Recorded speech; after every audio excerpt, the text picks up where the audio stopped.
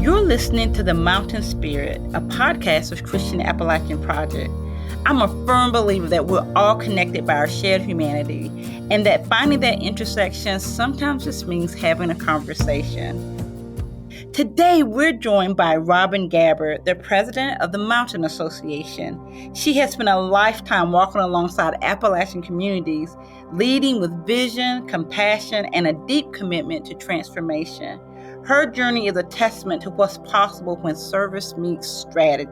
We'll talk about building a new economy in Eastern Kentucky, the power of solar energy, and the importance of narrative change, and what it means to lead with hope. I am so excited to introduce to you all Robin Gabbard. Hi, Robin. Welcome to the show. Tina, thank you so much for having me. I'm really looking forward to this conversation today. So, Robin, I know from your bio that you've dedicated your entire career to serving Appalachia. Can you talk a little bit about what first inspired you to pursue this path and how that has motivated you and how that's evolved over the years? Absolutely. I'm a native to Perry County, Kentucky. Grew up in a small outpost of Perry County called Buckhorn, Kentucky. That deep-rooted piece of existence can't help but stir and spur a desire to want to be part of something bigger than yourself. And the gentleman who came to our community, Reverend Harvey S. Murdoch, he wanted to have public education, and he wanted to offer a home. And so he opened an orphanage and called it Witherspoon College, so that folks coming to school there would feel bigger than themselves, bigger than the movement. How could you not want to follow in those footsteps? So tell me a little bit, before becoming president of the Mountain Association, you held leadership roles at LKLP in the Foundation for Appalachian Kentucky and Teach for America Appalachia. How did those experiences shape your approach to leading a regional nonprofit? Each of these organizations are deeply embedded in community work to begin with. And so when we think about what Community Action does, which is what LKLP is, it's one of the community action agencies that touches all 120 counties in Kentucky. LKLP serves Letcher, Knott, Leslie, and Perry, but it also has programs that reaches beyond out to the entire Kentucky River region.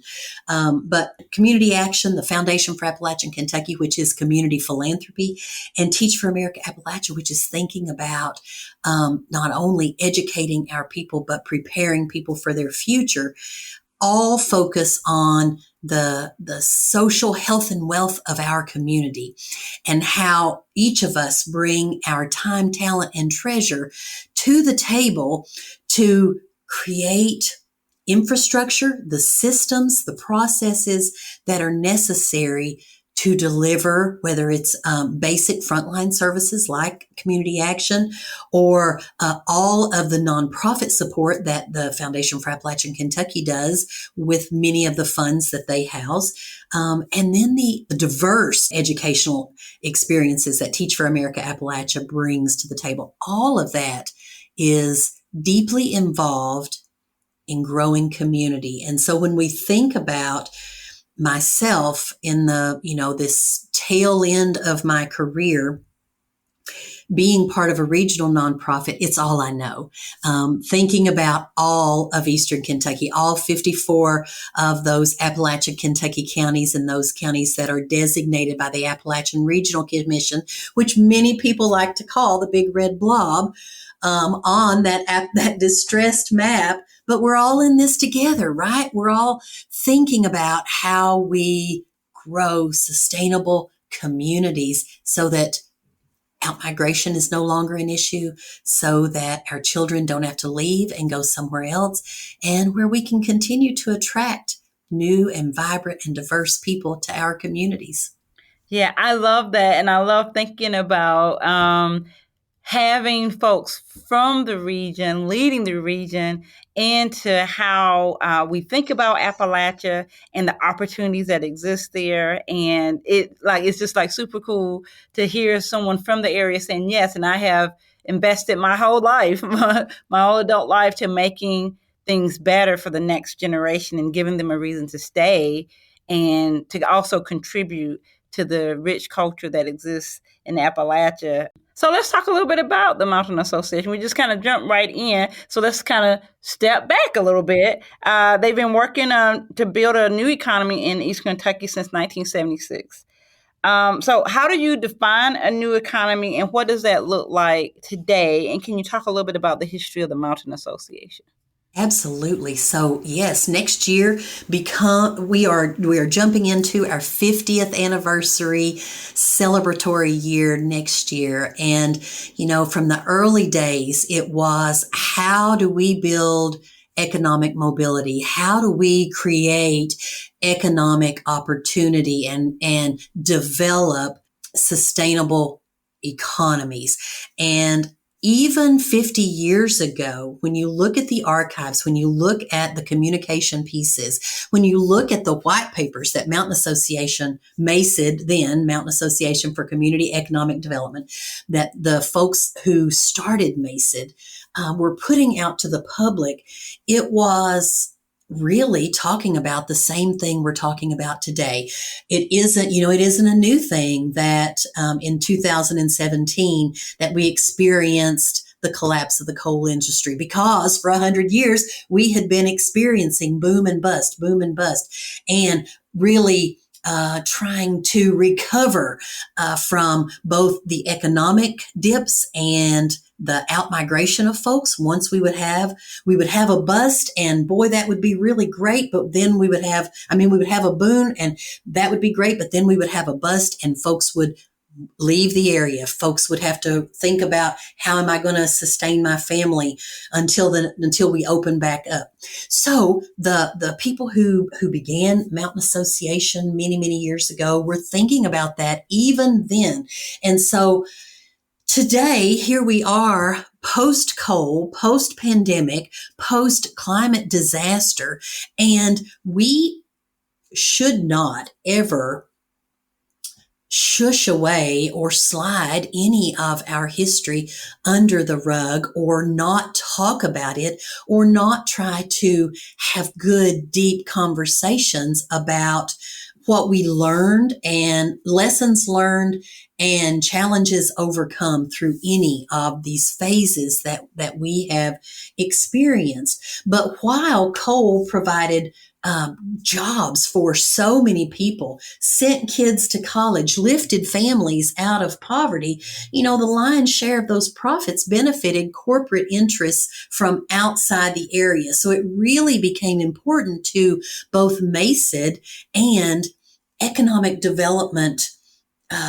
leaders across the state that we had to think about what sustainable economies looked like, created by ourselves, developed by ourselves, and worked by ourselves. How do we invest in our own best interest? And so for at least the last 25 years, we've all been really neck deep in thinking about what a new economy looks like, and how do we transition from one economy to another one, a new one that is more diversified and sustainable, and how do we learn from the areas that have already done that. And while I was working for the Foundation for Appalachian Kentucky, or really growing the Foundation for Appalachian Kentucky along with Jerry Roll, we participated in conversations with folks from Wales who had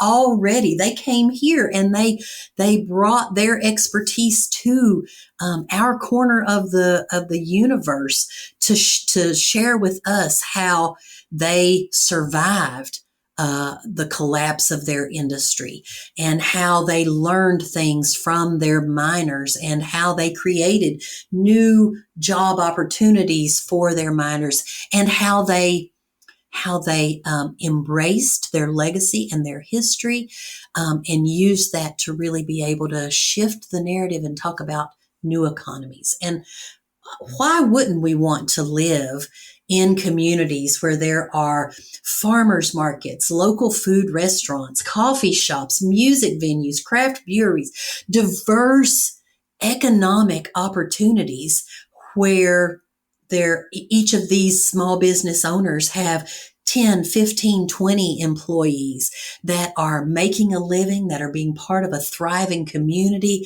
and that are teaching our children, you don't have to go down the road to the Triangle to experience a toy shop, a coffee shop, music opportunities. But we can do this here if we invest in ourselves. And so we envision an economic transition that's driven by entrepreneurs whose businesses create goods and services to drive those diverse local economies. They keep that cash flowing in their own hometowns. And they focus on sectors that not only generate some economic activity, they generate true benefits for the community. Stay tuned. We'll be right back. This summer, children face hunger with no school meals to count on. No food, no comfort, just hunger that won't go away. Thousands of children in Appalachia faced long days without a single meal. But your gift to Christian Appalachian Project can make a difference. You can help fill empty plates and restore hope. Give now at christianapp.org.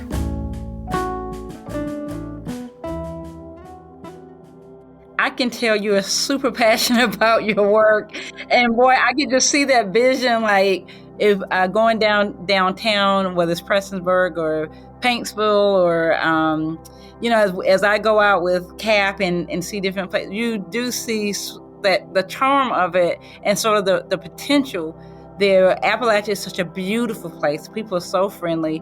And just listening to them, just like, oh, I could just see it in my mind. And so I wonder if you could share a story that captures the long-term kind of impact that the Mountain Association is having in Eastern Kentucky community. Is there a particular initiative or something that really has stuck out with you that you all have been there to accomplish and see come to fruition?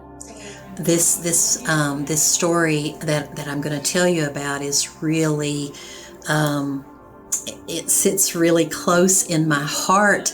I want to tell you about Gwen and Simon and their road to success as business owners. We, Mountain Association, first met Gwen decades ago when she was a clerk at her local grocery store, the Isom IGA in downtown Isom, Kentucky. Gwen participated in a training that Mountain Association was hosting for women entrepreneurs. And she catalyzed that moment into where she is today, which is getting ready to transition that business over to her son, Simon. We worked with Gwen. We have been working with Gwen for decades as she not only moved through all of the pieces of being an employee to being the person that the store owner wanted to hand that store over to. Gwen had the initiative, she had the drive, and she had the vision to take that store to a new level. And that grocer, he saw that in her. So in 1998, she purchased that grocery store and did her connection to Mountain Association stop at that time? No, it actually got deeper. She was able to come to us with a vision, and that vision included her small town of Isom, Kentucky, which is home to about 1,000 people. And this town is located at the crossroads of Letcher County. It's the hub that serves a large part of that, that piece of the coal fields in southeastern Kentucky. And many people rely on that town's businesses for their necessities and see it as part of what makes the whole area thrive. But you know as well as I do that the profit margins for grocery stores are extremely tight. And a grocery industry is considered, I'm not sure if you know this piece of it, but the grocery industry is considered one of the top 12 least profitable industries in the United States. So she had, she had a big hill to climb to turn this grocery store into what she wanted it to be. She realized that she needed to make some cost-saving changes wherever she could. And so she reached back out to Mountain Association to get a better understanding for how to save money through some energy efficiency upgrades. In 2013, our energy team worked with Gwen on the first energy audit of her store, and really diving into what energy efficiency needs she had and what energy efficiency goals we could identify that could begin to save her some money. So an early lighting retrofit helped improve the look of her store. It generated some savings, and it gave her the appetite for more. How can I do this on a bigger scale? So she utilized then the technical assistance and guidance and some grant application support from our business support services team. And she got some financing from our lending team and upgraded her coolers and her HVAC system, and then added solar in 2020. Oh, wow. Now that all sounds great, doesn't it? Yes. But then the flood happened in 2022. And the only piece of her store that wasn't affected by the flood, and I'm sorry, I may tear up when I say this, but the only piece of her store that wasn't affected by the flood were her solar panels on the roof. And so they were untouched and continued to generate her savings, even when she and her son Simon had to rebuild that whole store. And they had to really think about what adding resiliency to your business looks like. So here we are today, and Gwen literally turned the redo of that store over to Simon, and which began the next phase of that store's history and her legacy. She gave him the ownership to redo this store. And let me tell you, when I say to you that this looks like a store that you would see in any urban setting, Yeah. but it's even more than that, because when Simon redid this store, the artwork, the banners, everything in this store is their own customers. It's the people in their own community. Yeah. She's providing beautiful, locally grown products. She's providing produce that they'd have to go to Hazard or beyond, which is 45 minutes away to get.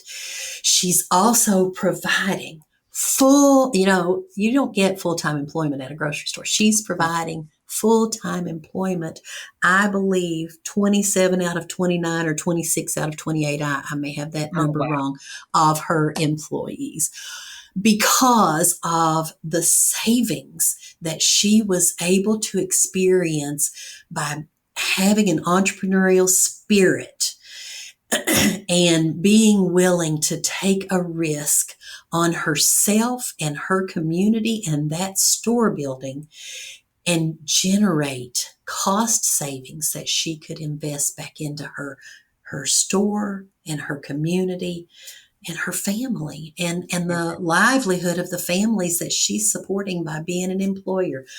It is holistic supports like that from our staff, the energy team, the business support team, and our lending team, while she worked with community leaders. Our funders, the Appalachian Regional Commission, Congressman Rogers, Senator McConnell, they held her hand, and all of us, while we have attempted to rebuild our communities, but they held her hand and offered her the technical assistance that was needed so that she could get back up and running in less than a year. Wow. It's an amazing feat. And I hope someday that you get to drive into Islip, Kentucky, which is between Hazard and Whitesburg, sits right beside the highway, and see this beautiful woman, this beautiful Black woman and her amazing son and the legacy that they have created.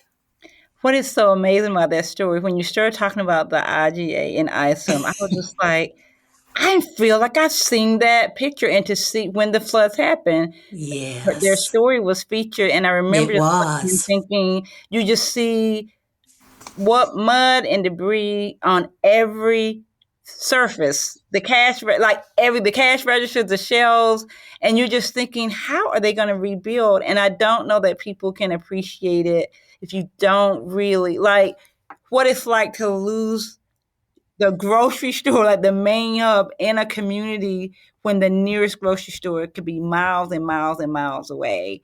And the fact that they decided to stay is such a testament, I think, to the community and to you all's work to give them a reason to stay. Because it could have been, I'm sure it would have been easier to say, I can't do this, and to walk away. But having all of those support mechanisms in place is just so exciting. So I hope people will check out more about them and the work that you all do to help business like that. That was just an amazing story. And thank you for sharing. Well, the idea that these solar panels, which was just a part of that original strategy, is what enabled them to, I think, also like to give you hope that we can come back from this. And that's amazing.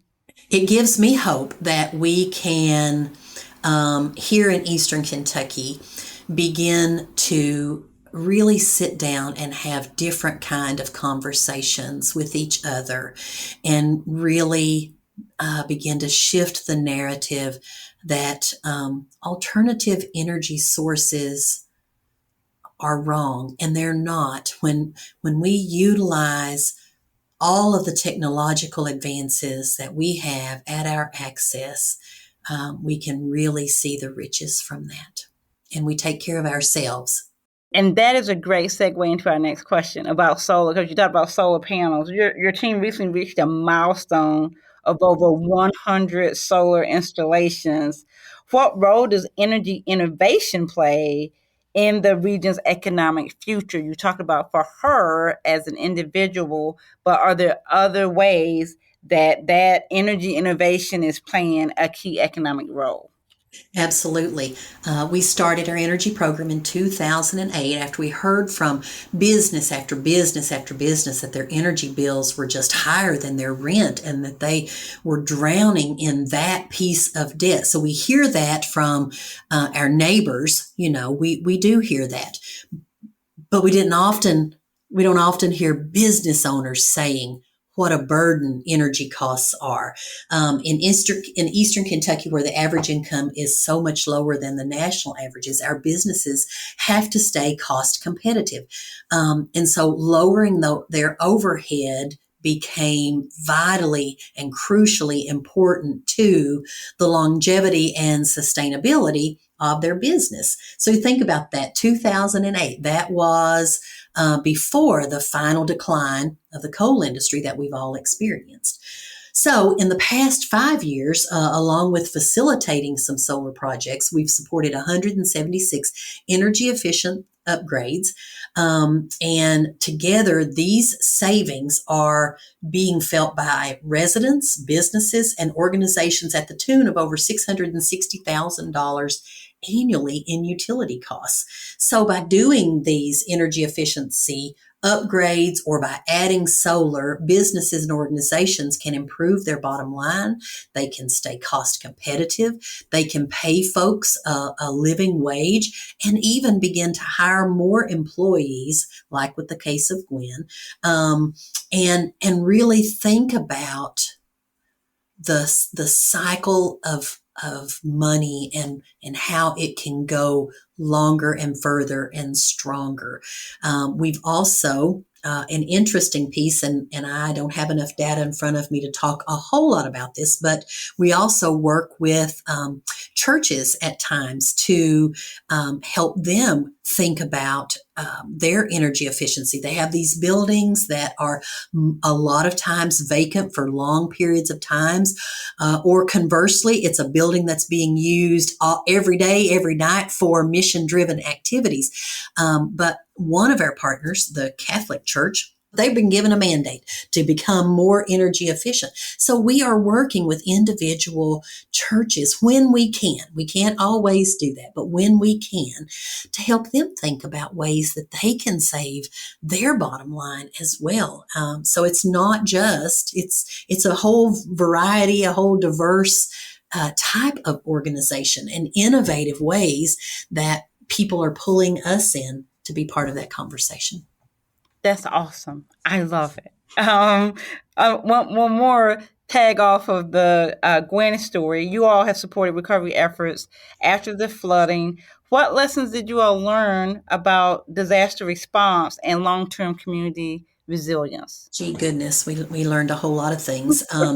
That by creating flood and emergency loan options, we can assist businesses from the word go. We can hold a business owner's hand as they recover.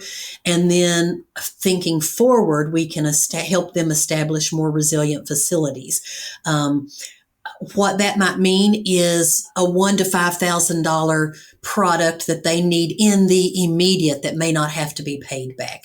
What it might mean is a $1,000 to $100,000 loan that has very flexible rates, and the underwriting is far more flexible. How can we support them? How can we infuse the capital? How can we partner with other community development financial institutions, other philanthropies, other stakeholders to bring in pots of money during those times where we could alleviate the burden that business owner is experiencing by covering a portion of their payment for a period of time.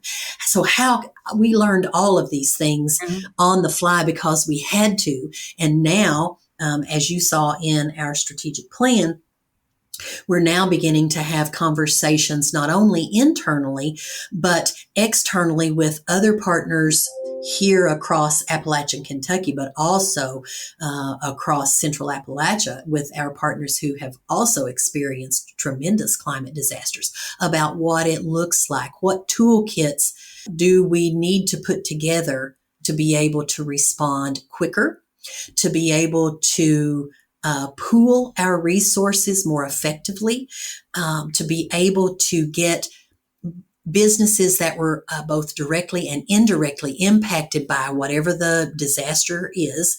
How do we get them back online faster?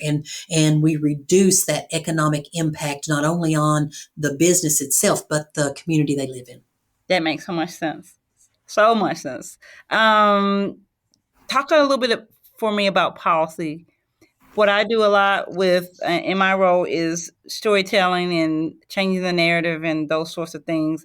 The Mountain Association also works in that way. You have a strong focus on policy and narrative change.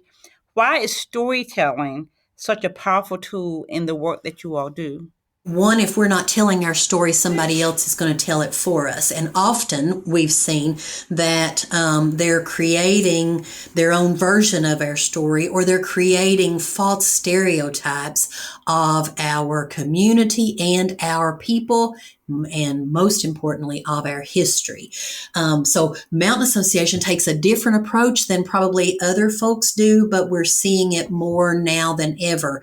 It's not our role to tell somebody's story, but it's our role to walk alongside and tell the story that they help us create. And our comms team does such a really good job of being on the ground and walking alongside those business owners, but also walking alongside those communities and really spotlighting both positive outcomes, challenges that we're facing, ways that we're working together. Each month we publish stories on our Mountain Association clients and about Eastern Kentuckians who are doing extraordinary things to transform their own communities. We believe that if you put out these positive stories regularly, that they serve as a window into the more complex pictures of Eastern Kentucky and more accurate picture of Eastern Kentucky.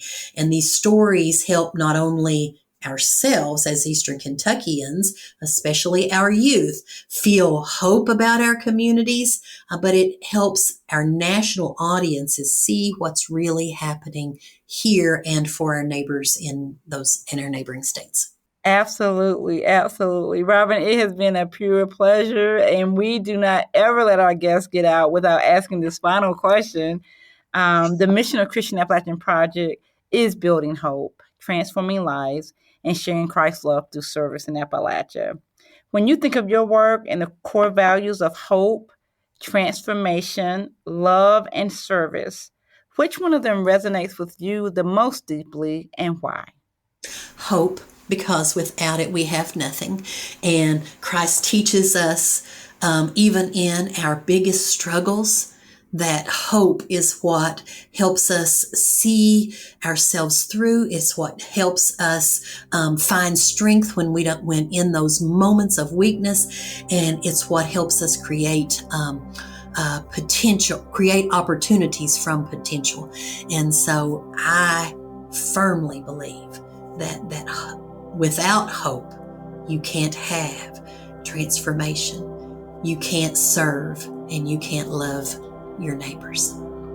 Thank you so much. As we have heard today from Robin, building a new economy in Appalachia, it's not just about the numbers or infrastructure, it's about people.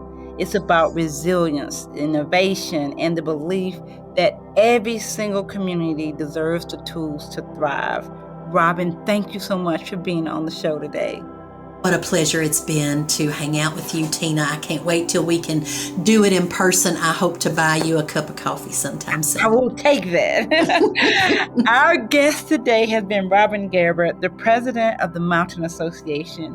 She has spent a lifetime walking alongside Appalachian communities, leading with vision, compassion, and a deep commitment to transformation. We surely hope you've enjoyed the show today and that you'll check out next week's episode. Tell your friends to check us out too, and also you could also check out past episodes. We wouldn't be mad at you, but you can follow the work of Christian Appalachian Project on all our social media channels, and also find the podcast at weareCap.org/podcast or wherever you get your favorite podcast. If you like the show, please leave us a review and be sure to subscribe so that you never miss a new episode. We'll see you next week.